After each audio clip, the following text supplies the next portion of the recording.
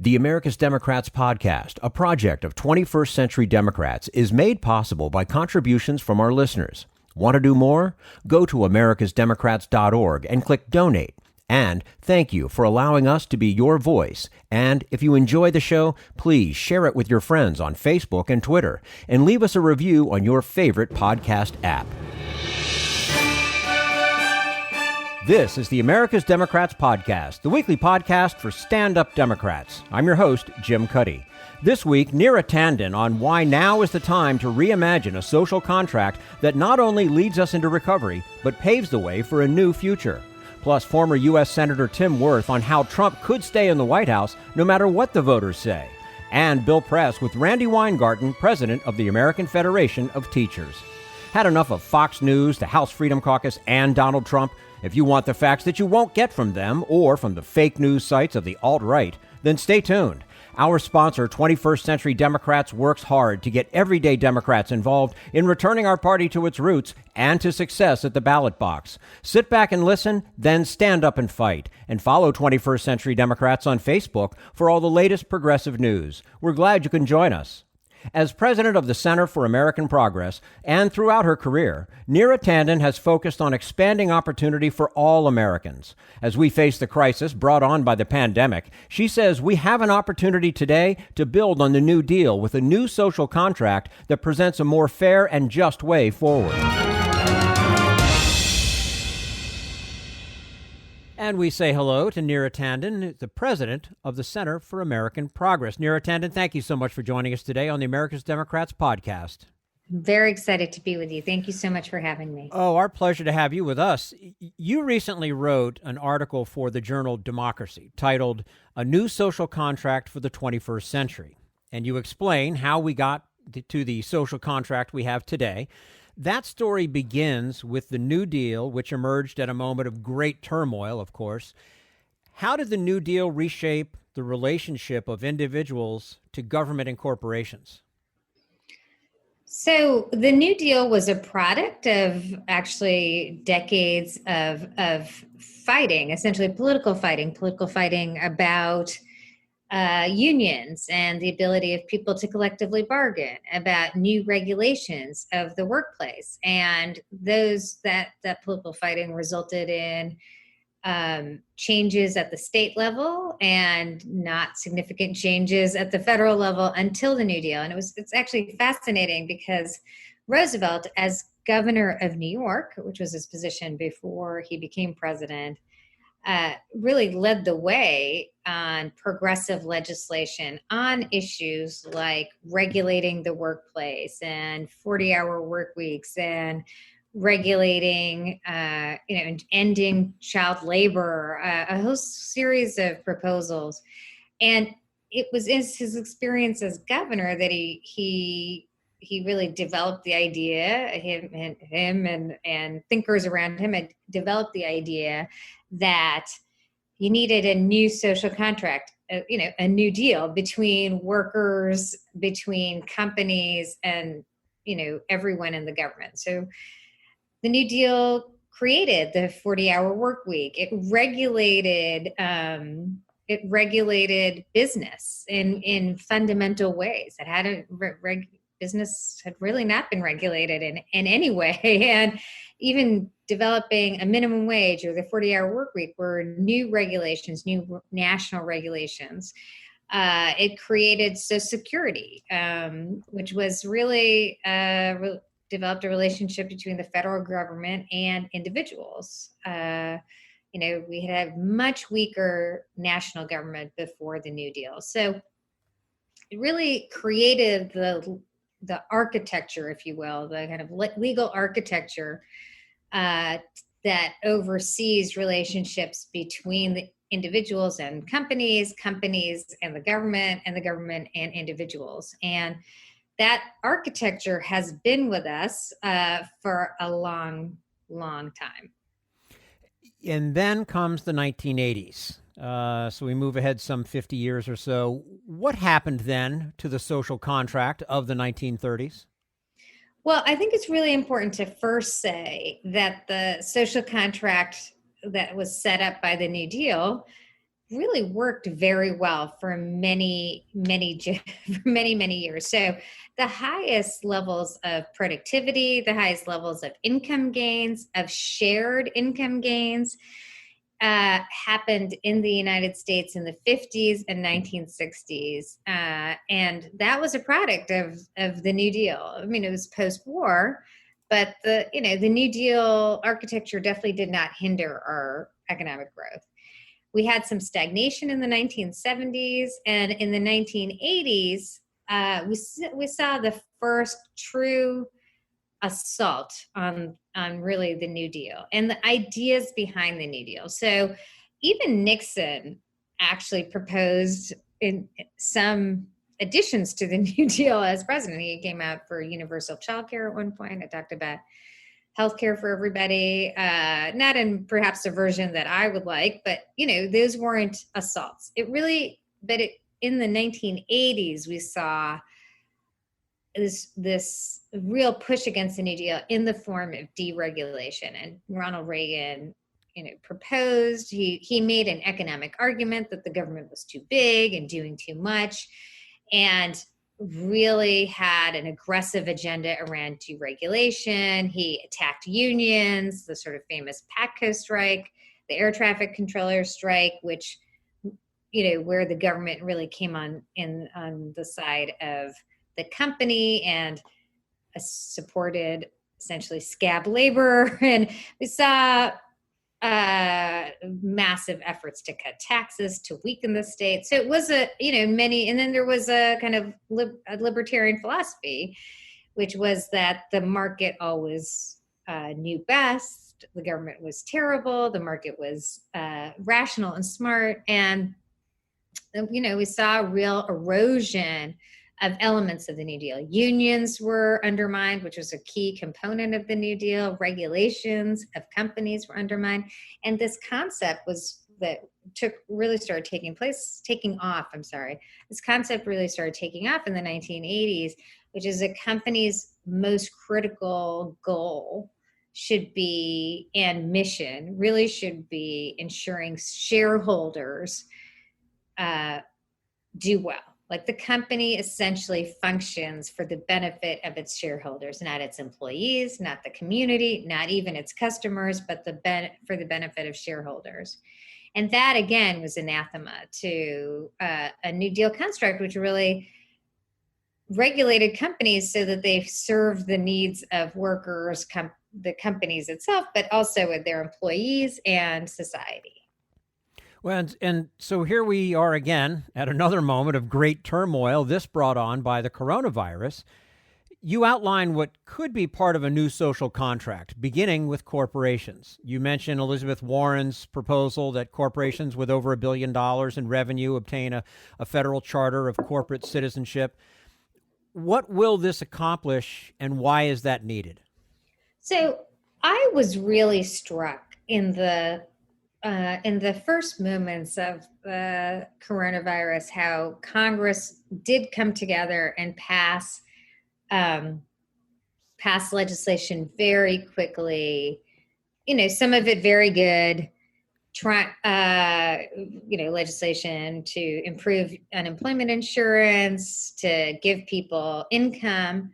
But I thought what was particularly striking is that without almost any discussion, Congress immediately passed $500 billion to essentially bail out large corporations, not just the airlines, but a whole reserve fund that companies could come to and basically get bailed out from any deep challenges. And what I found so surprising about that was how much it really indicated to us that we have a one-way street when it comes to companies. Because for decades, we've been told companies aren't really American companies, they're global companies, and their shareholders are global.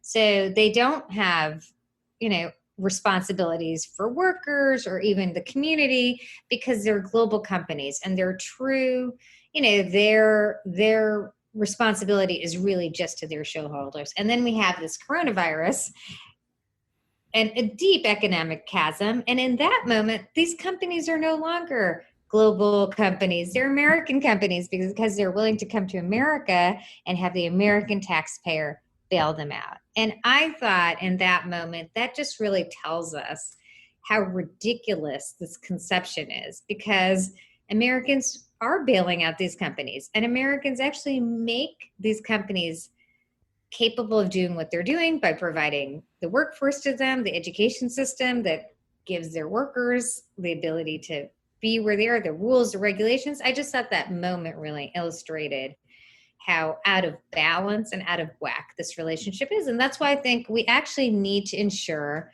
that companies are serving not just shareholders, but their community, their workers, and their customers. And that's really a function of ensuring that their mission is broader. And that's essentially what Senator Warren has proposed. She's proposed like basically changing the mission of companies to be about not just shareholders and profits for shareholders, but workers, the country, citizens, customers. That was a lot more of the ethos of companies in the 50s and 60s. They were very productive at that time. American companies were doing very well. And so I think we really need to restore that balance. And I think it will mean that companies will spend more time thinking about how to invest in their workers instead of always thinking about their workers as a cost. And, in a crisis, shedding those workers, they'll think perhaps more long-term about investing in those workers with training and pay. And I think my hope is that it will raise pay and salary over the long term. Mm-hmm. And that's not even to mention the fact that these companies that were, taking that $500 billion have been making hand over fist now for several years, raising their own money by billions and billions of dollars. Now, all of a sudden, workers have to be laid off 2 weeks into this? I know. What was truly shocking is these same companies got a massive tax cut in 2017. Right. From the Trump tax cut. What did they do? They all these Republicans told us that they would take that money and reinvest it in worker salaries. None of it went to raise worker salaries. Almost none of it. It all went into shareholder buybacks, because that's how these companies are trained. The most important thing is to raise the value of the stock. And that helps the shareholders when you raise the value of the stock. So then they engage in corporate buybacks, which went through the roof past that tax cut.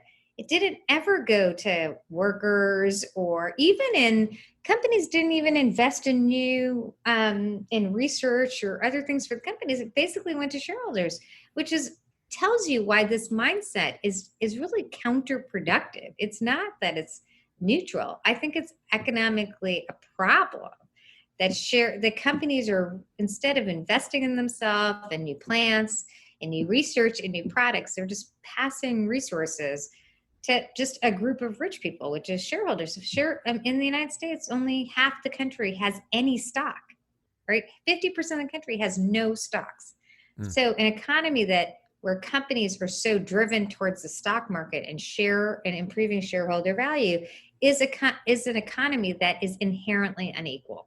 Absolutely. We're speaking with Neera Tanden, the president of the Center for American Progress. Neera, you also write about health care. What are the dangers of not having universal health care that we may not have known so well before the pandemic? Well, this is what I think is unique about the pandemic versus other kinds of crises. So, when you have a national catastrophe like Katrina, it is a national catastrophe, but it really affects one state. So when you have when we've experienced even economic challenges like the crash of 2008, that's a 2009. That is a particular crisis that affects one segment. What's fascinating to me about the virus is how the virus essentially connects all of us together.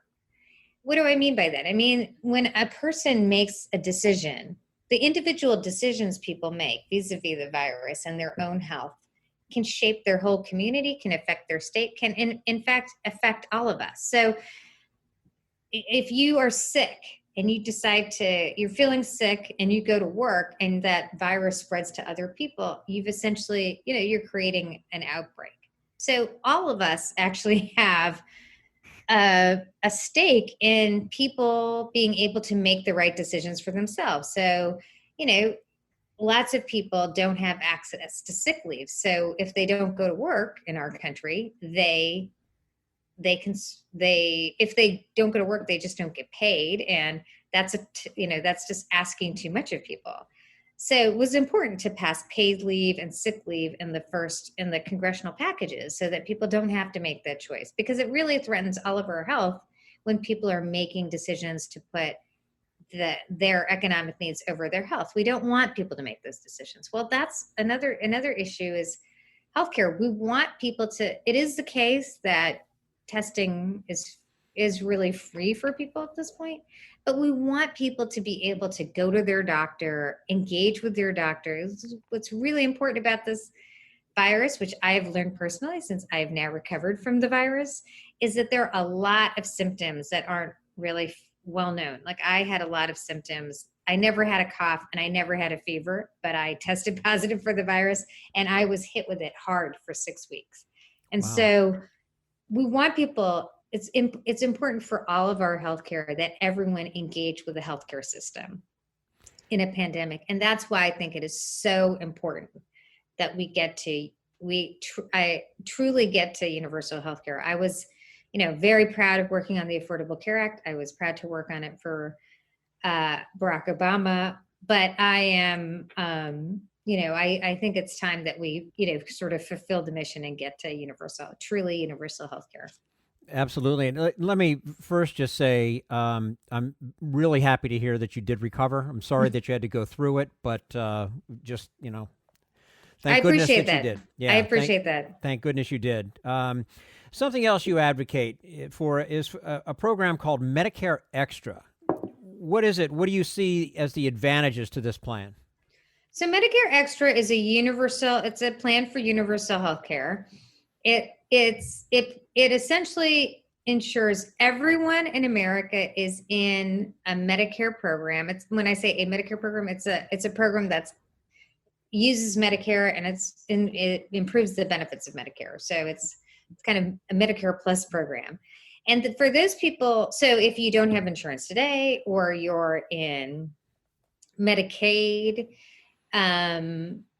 or, you'd automatically go into this program. For people who have employer-based coverage today, so about 160 million Americans have employer-based coverage today, those people would have a choice. They'd have a choice to keep with their own plans, or they'd be able to go in the Medicare plan. So the big differences between this and, Medicare for All or single payer plans is that we just really allow that choice for people. We say, to people who currently have healthcare through their employer that they can keep that. And it may well be the case that over time, people like the Medicare plan better. And over time, the country moves to essentially Medicare for all. That may happen. Or it may be that people really like their private plans and they keep it. But we solve for the problem of lack of universality. Everyone has covered under our plan, but we do keep that choice for people. You also call for the government to have a real role in ensuring decent jobs for all Americans. What are some of the ways that you'd like to see that happen? So I think the pandemic and the economic crisis we're in really provides an opportunity to think about the work that we need to see happen. And there are arenas right now with this pandemic in which we need more jobs created. For example, we should have a national plan, a national strategy to deal with the pandemic. We don't, but if we did, we would have a national testing plan. We would have a national contact tracing plan, and we would have ways for people to isolate once they were sick. That's what other countries are doing. That's what Asian countries are doing. European countries are doing. It allows them to control outbreaks. The Trump administration is doing none of that. But just imagine if we did. If we did, we would need to hire hundreds of thousands of people to do contact tracing all around the country, people to do testing all around the country. If you want to get to a place where you're doing the amount of testing you need to have a lot more testing happening. That requires jobs. So it's really, we could hire 200,000 people to do those kinds of jobs. We also have what I call a caring crisis. So we have childcare centers that have closed down with the pandemic. If we ever want them to reopen, they actually have to have more staff. Schools need to have more staff because you need to separate out people, need to separate out kids. You shouldn't have 10 kids, maybe it's 5 kids per adult. And we really do need to get to universal childcare as well if you want this economy to come back, because if workers don't have childcare, they can't really come back to work. So that is also a place where, we should really be investing in childcare and ensuring that we're hiring tens of thousands of people. And then we have ongoing challenges like climate, which is another opportunity to hire, hundreds of thousands of people to deal with that crisis, which is a long-term crisis, which will get inexorably worse if we don't solve it. So I really think this is a moment for Americans to expand our imagination. In the New Deal, they hired 4 million people in months and put them to work. And right. We should be able to do the same thing today. Well, especially given the needs. I mean, a Green New Deal, which yes, absolutely. We've already seen this on the table. I mean, this addresses a lot of the things that you're talking about. And if we saw that happen, there's our New Deal of the 21st century. Absolutely. I talk about this. So just think about what we could do. Actually, oil prices have come down dramatically. This is a fantastic time to reorient people who worked in the oil industry to other opportunities. When we invest in renewables, by their very nature, renewables are all domestically produced, essentially. When, wind and solar are all domestically produced. If we had a major plan to make sure that all buildings, any house that could move to solar, that would put hundreds of thousands of people to work. It would reduce the cost of energy for consumers.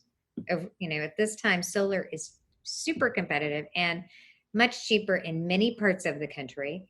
And we would address the climate crisis. That is a kind of win-win-win for our economy. And I think, honestly, in this time where we essentially are going to have a big demand problem. People unemployed means that demand is down. America is a place that really relies on domestic consumption. So when demand is down, it hurts our entire economy. A new administration that really invests in jobs can address that. So, a big push on a Green New Deal or climate jobs in the next year or so could also bring our economy back a lot faster. And you have to make sure those jobs are safe. But actually, of all the jobs people do, retrofitting for solar, investing in renewables, those are relatively safe jobs, and even in a pandemic. And I think it's a great opportunity for us to think through how we grow our economy back in a way that's better than before, where we're less reliant on carbon dioxide emissions, much more reliant on a kind of green economy. Absolutely. Now, obviously, Neera, there's a lot more to the social contract that you outlined. And I would like to encourage listeners to read it for themselves, democracy.org. But before we let you go, this pandemic is challenging some of our core values. You mentioned rugged individualism and libertarianism, for example. Are we ready to let these go? I think we are. I actually have been really heartened. I mean, I don't think America will ever give up entirely on, a rugged individualism ethos, but I think this pandemic demonstrates how much we are connected, and for good and bad. I personally am very frustrated that, states like Texas and Florida have so poorly handled this pandemic. But I also think you see when people make when people are making bad decisions for their health, it affects all of us. It makes the virus stay with us much longer. And I think there's so many terrible things about this virus, but I think if it demonstrates to Americans how deeply connected we are to each other and why it matters that everybody has paid leave, everybody has health care, everybody has sick leave. I think if it shifts people's gazes or people's understanding, then it will have done at least some good. And that happened in the 1930s. People were forced to choose between, in 1932, the Republicans had basically offered more of the same. And, we were living with Hoovervilles. And Americans made a stark break to go in a different direction where we recognized that we were interconnected, that we relied on each other. And as I write in the piece, that we have a shared fate. Our fate is not just our own, our fate is shared.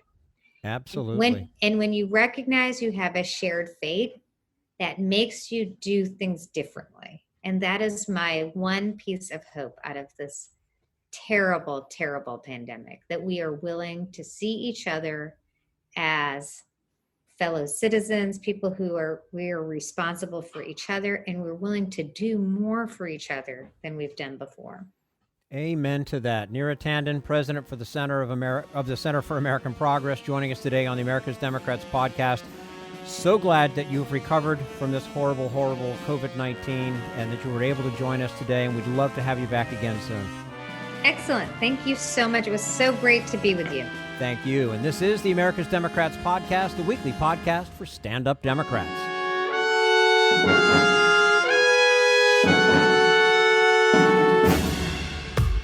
We want you to sit back and listen to this americasdemocrats.org podcast, a project of 21st Century Democrats. But we need you to stand up and fight. Do you want to get involved and help get our party back to its roots and to success at the ballot box? You can make your contribution to help us keep this show going and to elect Democrats who will stand up for democratic principles. Go to americasdemocrats.org and click on Donate at the top of the page. This Social Security measure, I believe that we must pass legislation to provide medical care. This is our tradition. When our grandparents came to America, it was the Democratic Party which said, welcome. It was the Democratic Party, the party of Roosevelt and Truman and Kennedy and others, who said that America belonged to all its people, not just a handful of the rich or a few giant corporations. That's why great leaders like FDR fought so hard for Social Security, and why JFK stood up to the insurance companies and their Republican allies to get Medicare. It's not just one thing, or one time, in one place. It's about a whole history of standing up to the Republicans and saying someone has to be on the side of regular working people in America, whether it's defending Social Security or just the way your loved ones are treated on the job. That's what the Democratic Party is all about. And that's why this message has been brought to you by the Democratic Party. Working people like you and me. Paid for by 21st Century Democrats. Not authorized by any candidate or candidates committee. This is the America's Democrats podcast, the weekly podcast for stand-up Democrats. Coming up next, how President Trump could lose the election and still remain in the White House. But first, we turn to Jim Hightower, America's #1 populist, for his common sense commentary. Why does Donald Trump refuse to wear a coronavirus mask? Because he realizes that, in a mask, we'd all recognize him as the robber who has been moving furtively behind the scenes of the pandemic to rig the rules against workaday folks to further enrich corporate elites. With media attention riveted on COVID-19 body counts, Trump and company have felt free to monkey-wrench labor laws, dynamite environmental regulations, manipulate the tax code, and generally burglarize our people's commitment to the common good. They're like Robin Hood and his merry band, only in reverse, stealing from the many to give more to the rich few. They've even quietly filched the bulk of the government's multi-trillion-dollar pandemic recovery program, thus dramatically increasing wealth inequality. While you might have received a one-time $1,200 relief check from Washington, major corporations have actually been given the keys to the Federal Reserve's money printing machine, funneling a long-term giveaway of hundreds of billions of dollars to them. Also, corporate interests are pocketing untold amounts from several little reported grant programs and tax breaks discreetly created just for them. For example, mysteriously tucked into Trump's first rescue package was a $135 billion tax boondoggle specifically designed for such hucksters as giant real estate developers. Like whom? Well, Trump himself and son-in-law Jared Kushner appear to qualify. Just lucky, I guess. Adding to the peculiarity, this handout had nothing to do with helping America recover economically from the pandemic. Rather, it provides retroactive tax breaks on deals developers cut long before this year's COVID crash. This is Jim Hightower saying, it's Trump and company's version of the old political adage, never let a big crisis go to waste. If you like these feisty pops of populism that Hightower zings out on the airwaves, check out the Hightower Lowdown. Jim's monthly newsletter provides the in-depth lowdown on what the greed heads of Wall Street and the boneheads of Washington are doing to us behind the scenes. With Hightower's saucy Texas humor and truth-telling populist perspective, the lowdown literally can lift you up.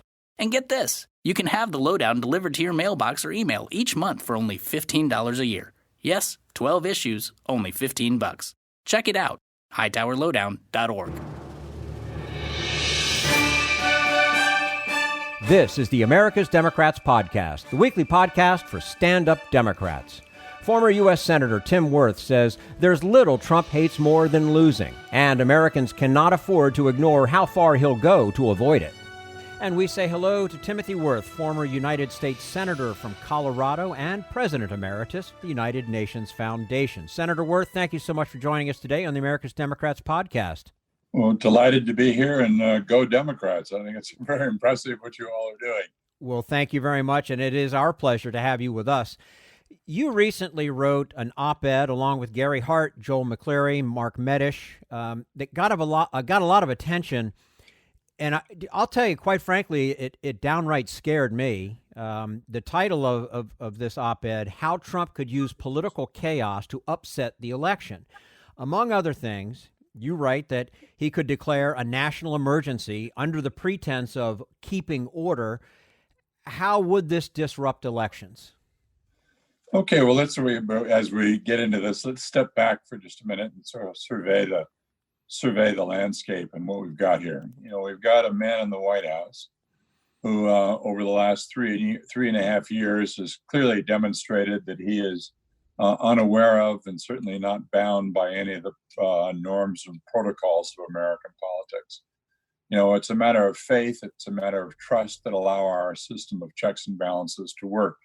And I think we've always imagined that people of good faith, you know, would be working with others, no matter how much they disagree, they'd be working with others in terms of, say, the transition to power, particularly at the time of an election. And we've always had a peaceful transition of power. We've never had a person in the White House who so clearly was bent upon keeping his power there. Trump, I think, is deeply afraid of going down in American history as the greatest loser in our history, and he would be, capital L, loser. That's a moniker that he hates more than anything else. And he hates the idea of losing, hates the idea of having to leave. What's he do then? So he is slowly but surely, I think, setting the table for staying in power. All one has to do is to connect the dots between what he's done at the Justice Department, increasing civilian leadership in the Pentagon, what he's doing in the whole area of spending with the firing of the inspector generals and the feeling that only he has control over the vast amount of federal money going out across the country. The examples go on and on of what he is doing beyond what anybody has ever done before. And it's important for us, it's a failure of imagination, it seems to me, not to look at this very carefully and not to understand that we're watching effectively a kind of a takeover by Trump, Attorney General Barr and their minions, bent upon controlling the government. That's what we see in front of us, and that's what we're going to see going into the November 3rd election. If one of the best defenses is being forewarned, we have certainly, that's what we're trying to do, is to forewarn people about the possibilities of chaos at the time of the election. That gets directly to your question now. Chaos serving his desire, his impetus, and his compulsion to stay in office. That chaos could take a lot of forms, and we can talk about that and what the pathways are from there. Well, here's another thing. You also suggested he could declare a national emergency on a national security grounds in response to foreign-sponsored attempts at digital interference within the election system.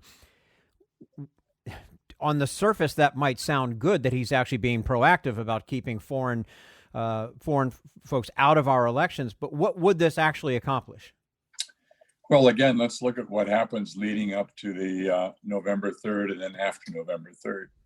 We're familiar with the difference between the popular vote and the electoral college vote. I don't think almost everyone agrees that Vice President Biden on any trend line is going to win the popular vote and probably win the popular vote handily. But that does not mean that he's going to win the electoral votes.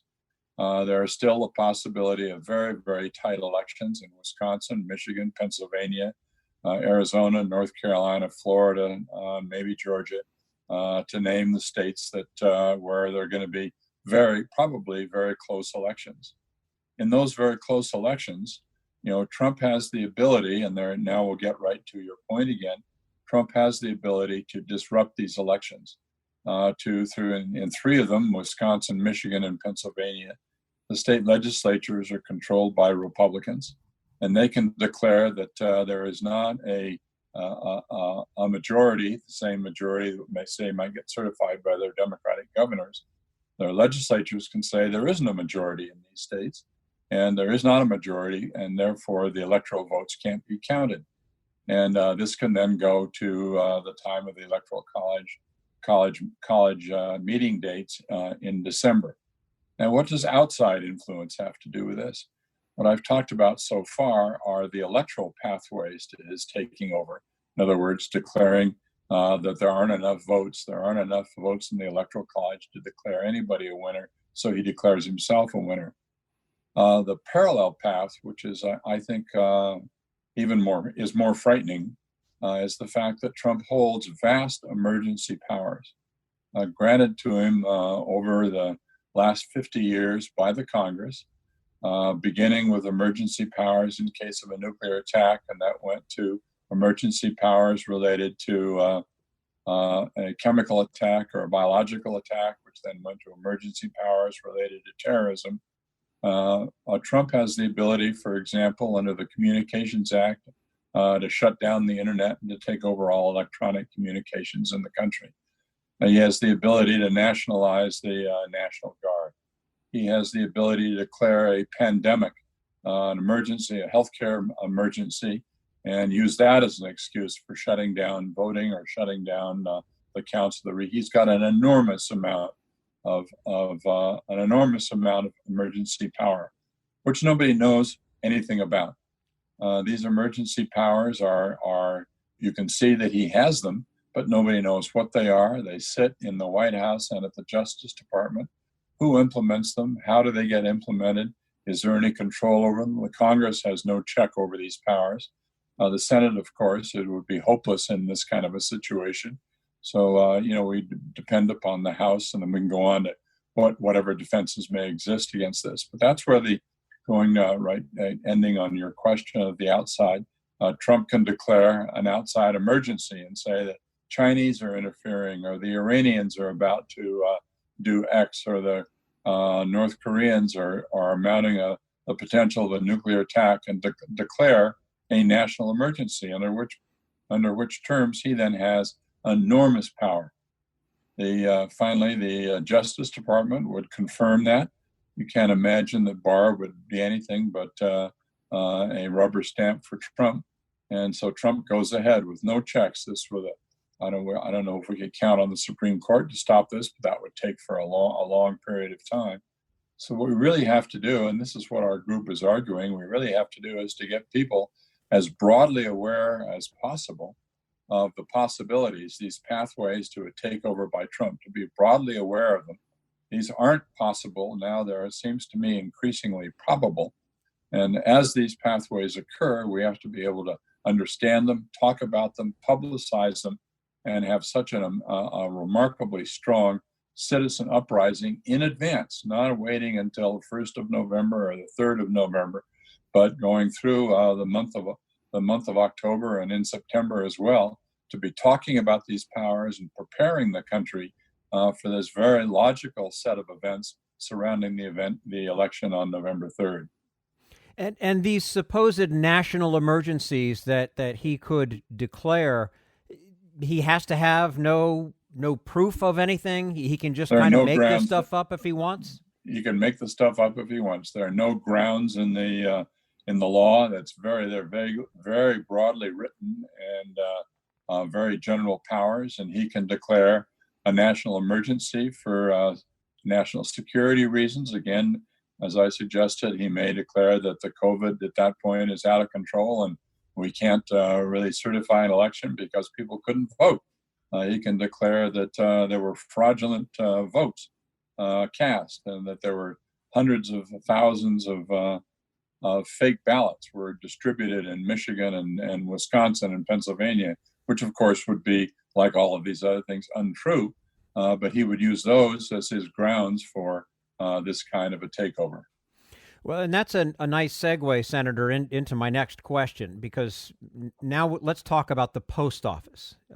Trump has already made it clear what he thinks of mail-in voting. Quite frankly, he's made it clear what he thinks of the post office in general. What are some of the ways he could interfere with an orderly process of mail-in voting? Well, there are a lot of ways. This could occur on a state-by-state basis or on a federal basis.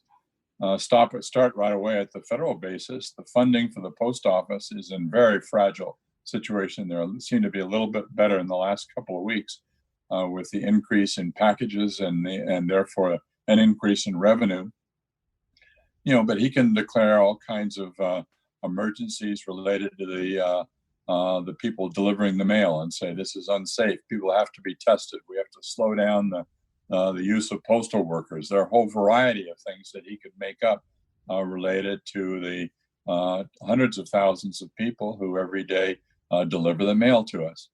On a state-by-state basis, he can go after voting in each one of these states and say that in Wisconsin, he can make up with his Republican-controlled legislature there that voting by mail in Wisconsin was illegally done in Milwaukee and Waukegan in that area, and therefore you can't count these votes.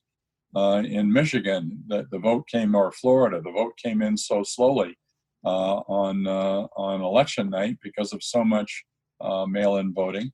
The states didn't have a good ability to count these votes, and so therefore we're in a situation where they trickle in later and later, and Trump then says, "See, it's a fraud. These new votes are coming in. They're bringing in all of their fake votes. Just what I told you was going to happen, and you can't count Florida. Florida should be in our camp, not theirs. And if you look at the vote, maybe on election night, he might be ahead by a very small margin. But as they start to count the electoral votes, the mail-in votes, as we know, those tend to come in bluer and they tend to come in later, and they have to be counted. And there could be millions of them in Florida being counted late, so that's another route that he can go. We just, as I said earlier, it's a failure of our imagination not to connect the dots in a whole lot of these different situations. To be prepared is what we have to do. We have to be prepared and understand that he has all of these powers. They're training, another thing, they're training 50,000 poll workers, the Republican National Committee is. What are those poll workers going to do? 50,000 poll workers, $20 million effort by the Republican National Committee. I can't imagine they got 50,000 people out there helping little old ladies across the street to the polls. These are people who I would guess, and again, looking at the scenarios that seem very likely, are there to terrorize, slow down voting, making it impossible, challenging voting, particularly in inner city areas where there are fewer voting machines and where the voting process is a little frailer. That's another way they can shut it down. We're speaking with Timothy Wirth, former United States Senator from Colorado and President Emeritus of the United Nations Foundation. Senator, Democrats likely will file lawsuits if any of these things were to happen. But obviously that could involve a lot of time, a lot of courts, and perhaps even eventually the Supreme Court. What would likely happen there? Well, I don't think we know. I don't think we really know. We know that the Democrats are prepared to file lawsuits, and they've got lined up hundreds of lawyers around the country, probably a pittance compared to the 50,000 poll workers on the RNC. But the number of Democratic lawyers are growing, and they're preparing, and I think being prepared for a lot of contingencies so they can bring suits. But how do they bring a suit? Say you bring a suit in October, where does that suit go? It goes to the district court or to the federal court, to a district court, and then they hope that it might get up to the Supreme Court. If it gets to the Supreme Court, that takes, as you pointed out earlier, a tortuously long period of time, and we can't depend upon that. And even if it got to the Supreme Court, what would we expect would happen? I mean, just remember, harken back to Bush v. Gore in 2000, and what happened then? It was a vote that was 5-4 on clearly partisan lines. So it's a pretty frightening prospect to say that we're going to have this whole election, move up to the Supreme Court, and that they might be able to decide, or they might say they're not going to decide and kick it back to the House and the Senate. And then we get into another very, very complicated procedural mess in December and January between the House and the Senate. Who's elected in the December 3rd election? Does Mitch McConnell still control the Senate? Presumably Nancy Pelosi would still be the Speaker of the House. They might be in conflict. And then what happens if the Senate decides the vote should go in one direction and the House in another direction, and they can't agree? Then under the constitutional rules, the vote then is each state has a single vote. Wyoming and California have the same vote. And then you look at who controls those states, and you look at that arithmetic right now, and the Republicans control a majority of those states, like 26-24. So you look at a lot of different scenarios in this whole thing, and it's a scary prospect. So absolutely, yeah. So you might say, okay, what's the antidote? What do we do? Well, there are two antidotes, actually three, two and a half. One is, of course, a very big victory in November. If the victory is so overwhelming in November that it would really press any kind of credibility anywhere, even in those swing states that we're talking about, the 6 swing states, that even in those states, the vote would be big enough so that it couldn't be challenged. Now that's one pathway, and let's hope we can follow that, and that would make things a lot more peaceful, a lot easier. And then afterward, and next year, we can sit down and really try to sort through all of these procedures to try to put controls on the president's emergency powers and try to sort out a better way what happens if these sort of problems continue. But that can't be done legislatively by the Congress until 2021. So that's one whole area. Is let's hope there's a big enough win that this does not become necessary. The other antidote is building what we call a very, very significant citizens firewall, a firewall of citizen outrage and concern based on state, county, and local authorities, voting authorities, attorneys general, secretaries of state, based on the concern of very large corporations. They don't want to see this kind of chaos. It can't be good for them to be understanding or to go into this chaos in October and November, have this chaos in November, December. That's very bad for the economy and very bad for the country, much less any sense of patriotism that those corporations may have. It's a matter of alerting these teams of lawyers and lawsuits and universities and students, and of course, civil society all across the country. People have to be aware of this, and the press has got a big role in this. Unfortunately, so far they've really poo-pooed this largely. They're just beginning to catch on to this now, thank goodness. We're having some luck in alerting people, but it's not ours. There's some other people doing this. The Brennan Center and the work at Georgetown and so on are now beginning to catch up with us as well. So it's very important. What we're talking about today, your program is very important. It's very important that as many people as possible understand that this is not going to be a cakewalk in November, and in fact, we could be going to some very, very dangerous times. It's really hard to fathom. But here's the other thing: do you have the sense that his party would back him in any of these efforts? Because, I mean, I think I say this every week, but this is really over the top. Well, it is over the top, but hasn't it been over the top? Wouldn't you assume that, say, this something as simple as appropriations process, where the Congress, the Constitution clearly says that the president proposes, but the Congress disposes. It's very clear that the Congress has the power of the purse. Trump reaches out, tries to grab not only money from the defense appropriations, but money's coming in from elsewhere to build a wall the Congress says it doesn't want and doesn't authorize. He does it anyway, and the Republicans sit back and on their hands and don't do anything about it. I mean, just look at example after example of the fact that he has them terrorized. And he has them really caught now because at this point in their election cycle, it's very difficult for any Republicans, if anybody did want to make a move or did want to critique the president, they just get hammered by his very loyal troops out there. And that's disastrous for them politically. So he's got them between a rock and a hard place, between the rock of his anger and his fury and the control that he has over the Republican Party, and the hard place of the hardcore Trump believers, true believers, who would work to destroy any Republican in office now, who would tend to go counter to the president. So I don't think there's any record at all that shows that we have anything but an incredibly supine and, I think, totally unpatriotic Republican Party. Before we let you go, you alluded earlier to activists, governors, and lawmakers should and need to understand these possibilities so they obviously can prevent the subversion and protect U.S. values. What can actually be done?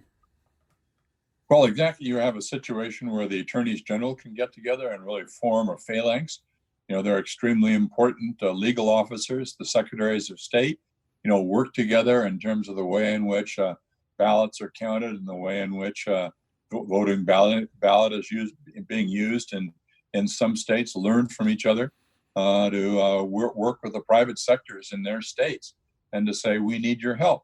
I mean, it's to me just remarkable, say, that in the state of Georgia, you see these absolutely revolting efforts to diminish the vote and to dissuade blacks across Georgia from voting. And you have very large concentrations of economic power in Georgia. You got Delta Airlines, you have Coca-Cola, you've got, just huge numbers of very, very important companies. And what are they doing? Are they just sitting on their hands while this goes on? Don't they have a sense of civic obligation that, voting is the single most important avenue for the success of our democracy, and having a full and fairly counted vote is important?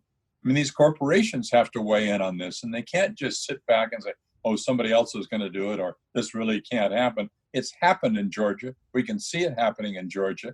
And even there, with all of these big corporations, you don't hear a peep from them that I know about. It's pretty appalling, and it's time for us to all be bang on them and say, I don't have to fly Delta Airlines, I'll fly American. I don't have to drink Coca-Cola, I'm gonna go drink Pepsi-Cola. It's an amazing diminution of what used to be a very important and enlightened private sector that was in cooperation with making our democratic system work. And there are real questions about it now. I think it's something we should all be alarmed about, and you can tell, it makes me very angry to think about these corporations who get their charter from the people, not supporting the people along the way. Absolutely, and we can't wait till November, as you point out. We can't wait till November. We have to start now. Yeah, the time is now. Timothy Wirth, former United States Senator from Colorado, President Emeritus, United Nations Foundation, joining us today on the America's Democrats podcast. Senator, we appreciate your time with us today. We'd love to have you back again soon. Good, onward. Let's all keep working on it very hard. It's a dangerous time ahead. We've got to save our republic. Amen. And this is the America's Democrats podcast, the weekly podcast for stand-up Democrats.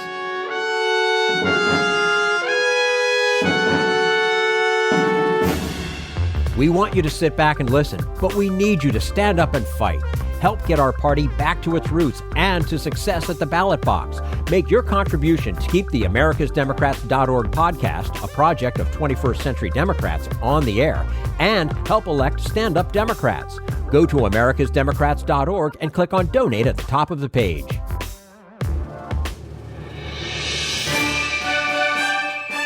This is the America's Democrats podcast, the weekly podcast for stand-up Democrats. Randi Weingarten, president of the American Federation of Teachers, tells Bill Press what it will take to keep students and teachers safe this fall. I have never faced a greater challenge in our time than that posed by COVID-19, and we know it's not over yet. So I'd like to begin by asking you the question that I get all the time. What's going to happen in September?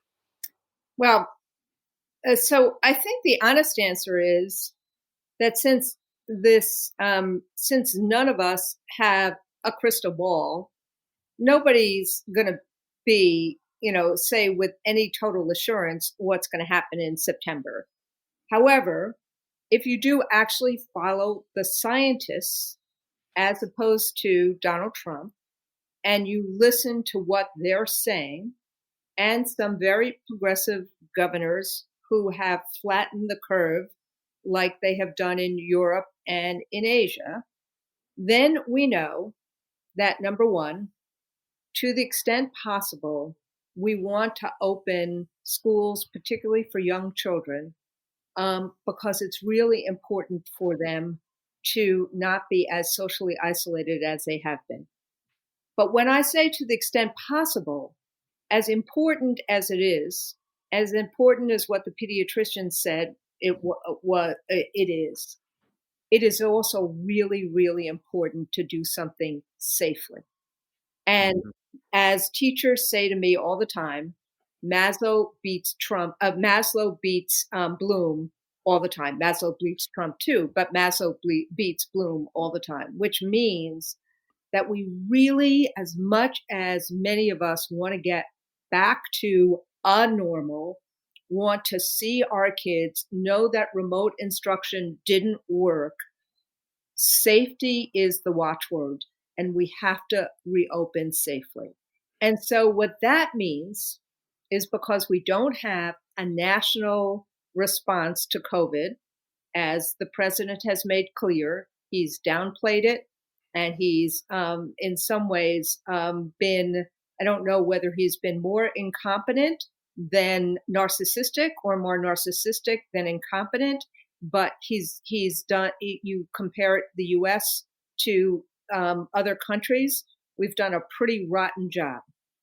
Having said that, if we do what the other countries have done, and if we listen to scientists, then we know that if we have the physical distancing and masks, good ventilation and cleaning, and make sure that people have choices, meaning parents feel at risk, they shouldn't send their kids to school.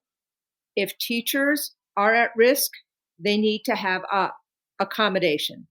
So if we do those 6 things, then we can have a hybrid model of schooling. That's what we did with the rec centers in places like California and New York, when we saw skyrocketing numbers and we had to have childcare for the essential workers, and kids were safe and teachers were safe.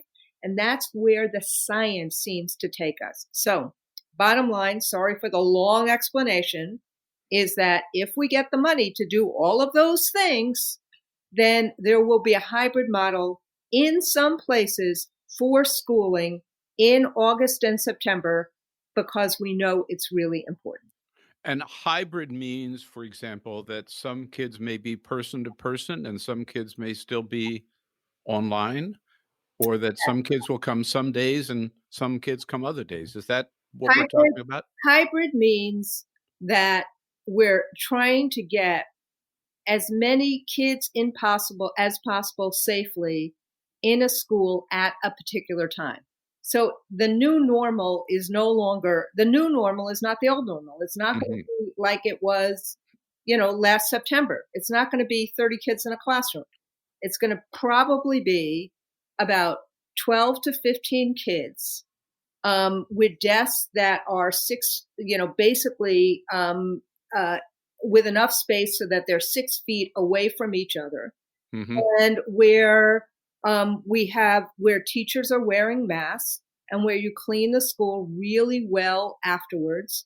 I would actually argue that kids should be wearing masks too, or face shields, and where you're really careful in how kids travel through a school and how kids travel at home. And you have good ventilation. That's what it's going to look like. And so for the period of time, since we don't have the space or the number of teachers that you would need to have 12 kids in a classroom instead of 30 kids in a classroom.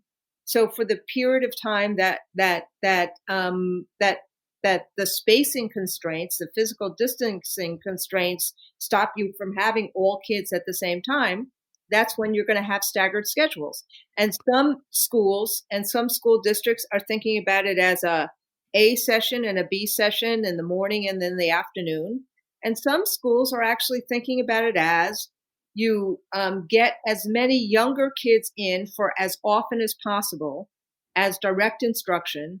And then with the older kids, you have them like on a weekly basis where you do most of the instruction virtually, but then you have reinforcement in terms of small group.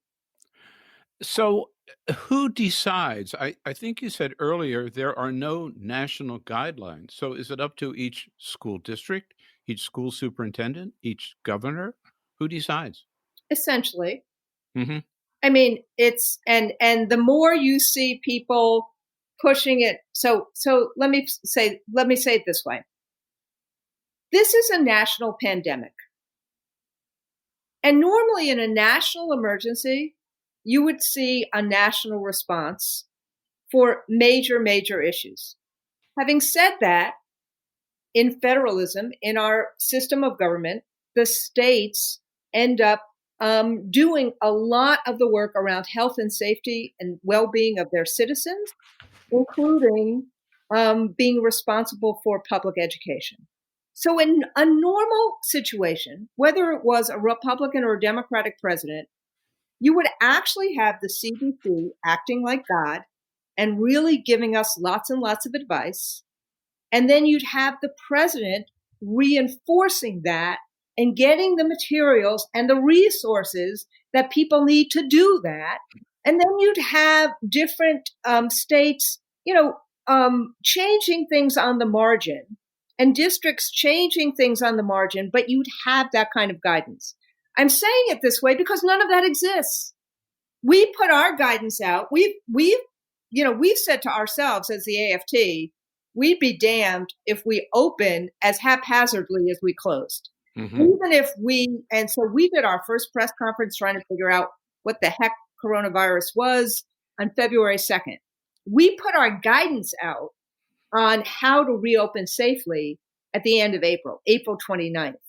The CDC, and only because of pressure, was able to put guidance out that basically said masks and physical distancing, ventilation and cleaning.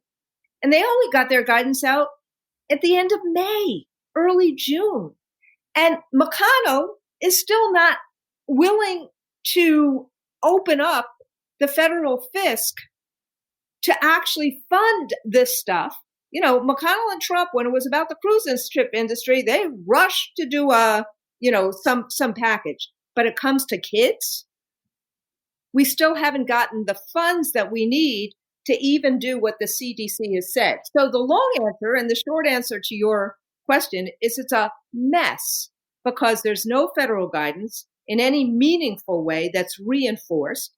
Betsy DeVos is a no-show. The only thing she rears her head up for is to say, that private schools and religious schools should get a bigger piece of the pie than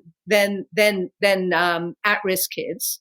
And governors are left to their own. So the governors who have actually made science their watchword, Republican, Democratic alike, like Hogan and Cuomo and DeWine and Pritzker, they have been pushing hard for a federal package, and they've been reopening very slowly. And you see in these states a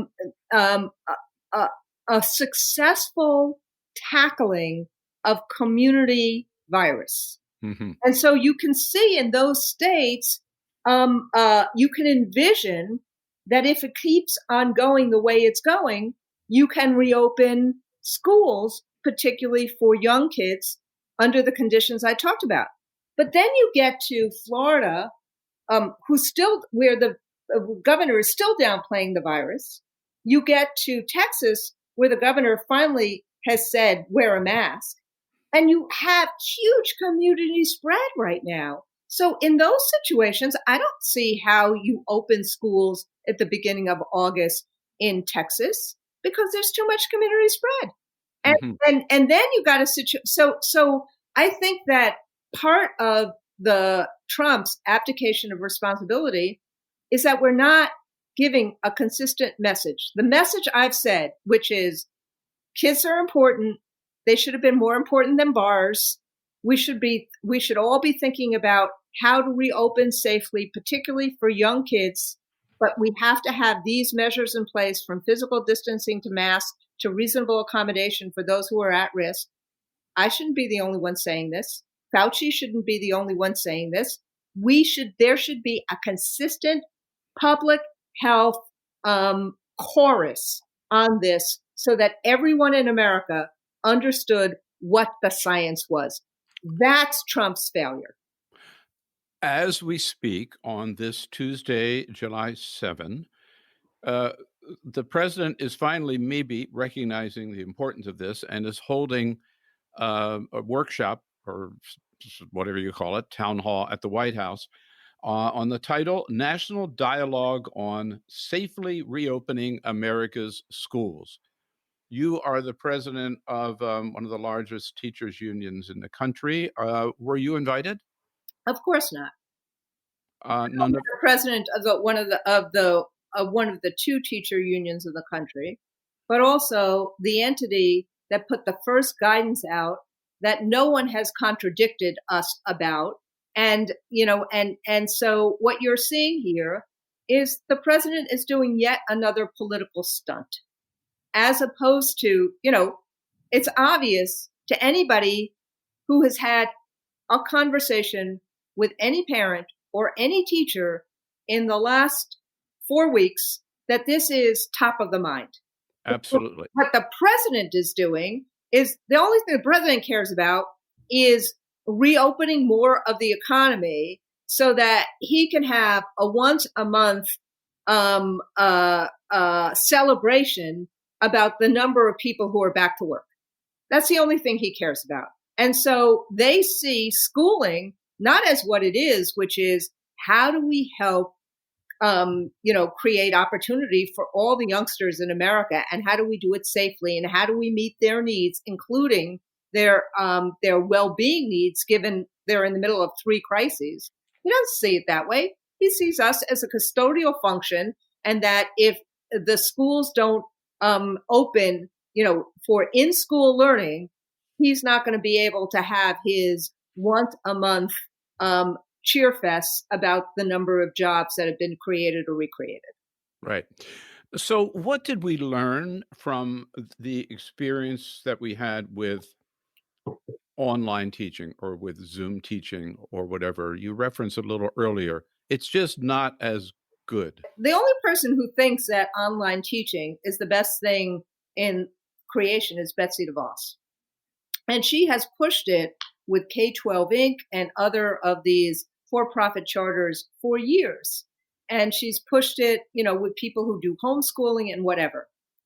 But you saw, even before COVID, you saw that the statistics were pretty negative for online teaching. There are some kids for whom remote instruction is terrific, but for most of us, we shouldn't be looking at a screen for this long. Kids need to have kids in their lives. There needs to be less social isolation. So there's a lot of reasons. There's the lack of digital materials. There's the lack of hardware. There's the lack of connectivity. So there were a lot of reasons, even if it was perfectly planned, that this would not be the perfect setup. And then on top of it, because of the downplaying of the virus, it got planned over the course of time in basically 2 weeks, as opposed to 3 to 6 months, or even a month or two. And so we just did a poll of teachers. What teachers have said to us is that their districts tried to be pretty good and pretty responsive in terms of what happened, in the few weeks, the run up to it. And in fact, there were several districts I know that did a lot of professional development in a very, very small period of time. But in the recent polling that we just did about this, teachers throughout the country have said that it didn't really work. 12% of K-12 teachers thought that it worked just as well as in school. 12%. 86% said no. And of school PSRPs, 19% said it worked as well. 73% said no. And even in higher ed, where there's been much more facility with online, 24% said it worked as well, and 70% said it worked much less well. And the reasons are obvious. I just wanted to use the polling results rather than anecdotally. The reasons are obvious. Most of us learn by building off of each other, by being together with people, by looking at by reinforcing through body language, through kinetic energy, through eye contact. And it's very, very hard to do any of that on Zoom. It's very hard to do reinforcement on Zoom. It's thank God for Zoom technology. Thank God for Google technology. And so what teachers have told me, particularly for the older kids, is that what they also learned was that in order to not compete with, what families had to do during the day. So you couldn't have kind of synchronistic lessons every single day. You couldn't have say there were 4 kids in the family, everybody on a computer doing whatever classwork they would normally do at 10 o'clock in the morning, and then at 11 o'clock, and then at 12 o'clock. What teachers of high school students told me is if they actually taped a lecture that kids could see anytime they wished, and then they did reinforcing classrooms, that tended to be better for high school kids. With elementary school kids, though, you really needed to have the class together to do that kind of direct instruction. And then what happens when you're a kindergartner? Or what happens when you're a second grader? What happens if you've never really used a computer in this way before? And how do you be on a screen for this much? And what happens if your home doesn't have connectivity? And what happens in a pandemic when you see that your kids are not there? How do you find them? So there was a lot of the what happens, what if. What makes it harder for September is that at least this year, in March, we knew our kids. So when school ended, we knew our kids. When you start all of this by remote, that kind of interpersonal connection is absent. Well, that gets to one thing that concerns me. I'm concerned that our grandkids, and we have 5 of them, God love them, lost, in effect, 6 months of school. Do you fear that, or does that worry you? And can we ever make it back up? So what worries me is the lack of community and social simulation and the education that happens as part of it. What worries me is the equities that have happened through this. I I know a lot of us talk about learning loss, but the issue really is the engagement and how you recreate a sense of confidence about learning, a sense of confidence about society, a sense of confidence about their people's future, and doing that. Next year is going to be a bridge year, one way or the other. There's no so there's no crystal ball on, oh my God, we lost this one year. What are we going to do for the rest of our lives? If we really attend to kids' emotional wellness, which frankly is not an issue just because of COVID, but it's an issue because of this recession. And it's also an issue because we're in the middle of a reckoning around race.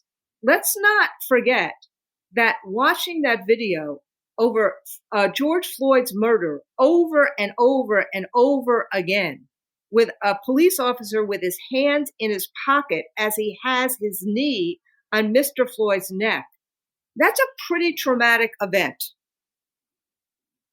And the seeing of racism in front of your eyes, the pandemic that affects people who are poor or people who are of color more than affects whites. And on top of that, an economic recession or depression where people who are immigrants are getting hurt more than people who are white. All of this is affecting our kids. The book learning, if we use this year well and we think about different ways of catching kids up and meeting their needs, I'm less concerned about the book learning and I'm more concerned about the social isolation and the emotional needs of our students.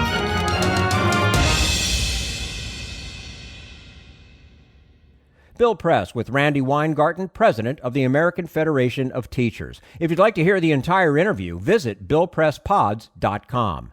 And that's all for the America's Democrats podcast. Thank you to all who made today's show possible. Neera Tanden, Tim Wirth, and the entire Bill Press team. And thank you for listening. If you liked what you heard, please get involved in our efforts to keep this show going and to elect Democrats who are bringing the party back to its roots. Go to americasdemocrats.org and click on Donate at the top of the page. And be sure to find 21st Century Democrats on Facebook and Twitter. And leave us a review on your favorite podcast app. For the America's Democrats podcast, I'm your host, Jim Cuddy. We want you to sit back and listen, but we need you to stand up and fight. Join us. Support the americasdemocrats.org podcast, a project of 21st Century Democrats, and help elect Democrats who will stand up for democratic principles with your contribution today. Go to americasdemocrats.org and click on Donate at the top of the page.